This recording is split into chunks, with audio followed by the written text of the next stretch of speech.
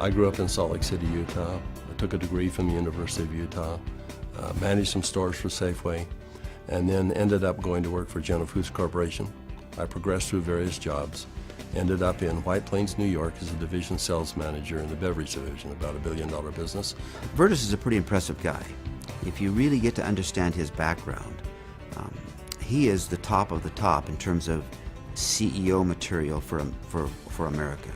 He has rubbed shoulders and has been mentors of some of the best CEOs in America. I was asked to sit on the board of a small company that had been working on a technology for about 15 years. Numerous patents, a lot of research, and they were actually producing a product using salt and water. And when they told me that, they wanted me to go on their board. I said, well, you're going to have to convince me that this is real. How can you produce something from salt and water? And they said, we have a lot of research, extensive research, $10 or $15 million worth of research.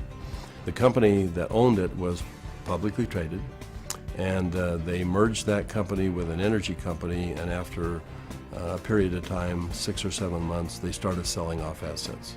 He let me know that he was on the board of directors and there was this opportunity that was coming up on a product that he thought was wonderful. But I told him, I said, you know, they have something here that they don't know what it is. And it's a lot more than they think, but they haven't figured it out. And I said, I'm tempted to put a group together. In fact, I think I am going to put a group of investors together, and I'm going to take a run at the company. And over the course of a year, we discovered what the product was and why it worked. We developed what's called the mechanism of action. They discovered the product was based on redox biochemistry, a new field of science that emerged near the beginning of the 21st century. Redox signaling is a function central to all forms of life. Redox signaling molecules are created within every cell of the body and are vital to the immune system and to cellular repair and replace mechanisms. As one gets older, the body's ability to make these molecules decreases, a function of aging.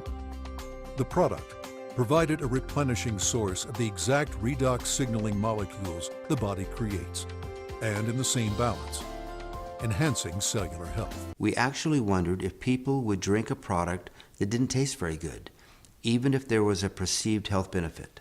And we said, let's find out. So we decided to find 40 people and create kind of a focus group, and we started giving it to them. We did that for about 2 months, and we said, let's go out and find out where we are with these 40 people. So when we went out and contacted them, we found out that the 40 people had turned into 135, and the product had been shipped to 20 different countries without our knowing it. And we said, well, we've got the answer we wanted, that people will buy this product. When they determine that there is a perceived health benefit, they'll buy it. But in the meantime, we had contacted a friend, and he was running a very big pharmaceutical company in New Jersey, about $10, $11 billion. And he agreed to send a group of people out and spend some time with us and see what we had come up with.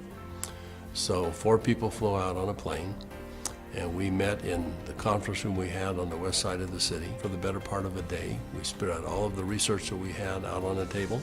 And these gentlemen asked all the right questions. They thoroughly went through all of the science that we had, and as they do that, they'd call back to their headquarters and ask questions. About 2 o'clock in the afternoon, they came to us, and they said, we think you've got something really special here. We're going to write you a check that is large enough that you don't want to talk to anyone else. But there's a catch.